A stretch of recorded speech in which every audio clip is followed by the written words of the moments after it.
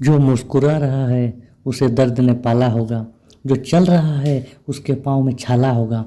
बिना संघर्ष के इंसान चमक नहीं सकता, जो जलेगा उसी दिए में ही उजाला होगा। संघर्ष क्यों बचे संघर्ष से? संघर्ष ही तो जीवन की आत्मा है। जितना कठिन संघर्ष होगा उतनी ही शानदार जीत होगी। एक बार एक किसान भगवान से बहुत ही नाराज हो गया। किसान बहुत मेहनती था, बहुत मेहनत से वो खेतों में अनाज उगाता, उसकी देखभाल करता, पर अक्सर उसकी फसल खराब हो जाती। कभी सूखा पड़ जाता, कभी बाढ़ आ जाती, कभी तेज धूप, कभी आंधी, कहीं न कहीं परेशानी आ ही जाती और उसकी फसल खराब हो जाती। एक दिन वो किसान गुस्से में आसमान की ओर देखकर भगवान से कहा, हे ईश्वर, आपको लोग सर्वज्ञता मानते हैं कि आप सब कुछ जानते हैं। कहते हैं कि आपके इच्छा के बिना एक पत्ता भी नहीं हिलता, पर मुझे तो लगता है कि आप छोटी सी छोटी बात भी नहीं जानते। आपको तो ये भी नहीं पता कि खेती बाड़ी कैसे करते हैं। अगर आप जानते तो हर समय जो बाढ़, आंधी और तूफान आते हैं वो कभी नहीं आते। आप नहीं जानते कि कितना नुकसान उठाना पड़ता है हम किसानों को। यदि आप मेरे हाथ में यह शक्ति दे दें कि जैसा मैं चाहूँ वैसा मैं मौसम कर दूँ, फिर आप देखना मैं अन्न के भंडार लगा दूंगा। भगवान इस किसान के तीखे वाक्य सुनकर मुस्कुरा रहे थे और वो किसान के सामने प्रकट होकर बोले, मैं आज से तुझे यह शक्ति देता हूँ कि तुम अपने खेतों पर तुम्हारी जैसी इच्छा तुम वैसा मौसम कर दोगे। मैं बिल्कुल भी दखल नहीं दूंगा, तुम्हारी इच्छा से सब कुछ होगा। किसान बहुत खुश हो गया। किसान ने गेहूं की फसल अपनी खेतों में बोई। जब उसे लगा कि खेतों को धूप चाहिए तो खेतों को धूप मिले, जब पानी बरसना चाहिए तभी पानी बरसा। आंधी, तूफान, बाढ़ कुछ भी उसने अपने खेतों पर आने नहीं दिया।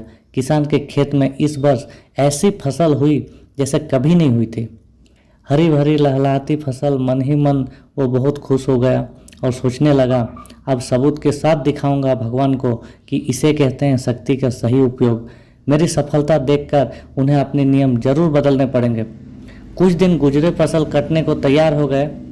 किसान बहुत उत्सुकता के साथ फसल को काटने लगा, पर जैसे ही उसकी नज़र गेहूं की बालियों पर गया तो उसने अपना सिर पीट लिया और वो रोने चिल्लाने लगा। गेहूं की एक बाली के अंदर गेहूं का दाना नहीं था, सारी बालियां अंदर से खाली थी। किसान बहुत दुखी हो गया। उसने भगवान को रोते हुए फिर पुकारा, हे प्रभु, तुमने ये मेरे साथ क्या किया? तुमने मुझे कोई सजा दी? भगवान बोले, पुत्र, ये तो होना ही था। तुमने पौधों को संघर्ष करने का मौका ही कहाँ दिया? ना तो तुमने उन्हें आंधियों से जूझने दिया, ना तेज बारिश से सहने दिया और न ही धूप में तपने दिया। एक भी चुनौती का सामना तुमने उन्हें नहीं करने दिया। इसीलिए सारे पौधे अंदर से खोखले रह गए। जब आंधी, तूफान, तेज बारिश और धूप पड़ती है तभी ये पौधा अपने अस्तित्व को बचाने के लिए संघर्ष करते हैं और इसी संघर्ष से एक बल पैदा होता है जिसमें शक्ति होती है, ऊर्जा होती है। यही ऊर्जा पूर्ति तेरे गेहूं के दानों की तरह जो नहीं फूटी, तूने उन्हें कठिन परिस्थितियों से गुजरने ही नहीं दिया जहां उनके अस्तित्वों का जन्म होता। सारे बालियां इसीलिए खाली है, उसमें एक भी गेहूं का दाना नहीं है, क्योंकि तुमने अपने पौधों को संघर्ष कराया ही नहीं। याद रखिए, सोने में चमक तभी आती है जब वो आग में तपने, गलने, हथौड़ों से पीटने जैसे संघर्ष से गुजरता है। कोयले का टुकड़ा हीरा तभी बनता है जब वो उच्च ताप और उच्च ताप की मुश्किल परिस्थितियों से गुजरता है।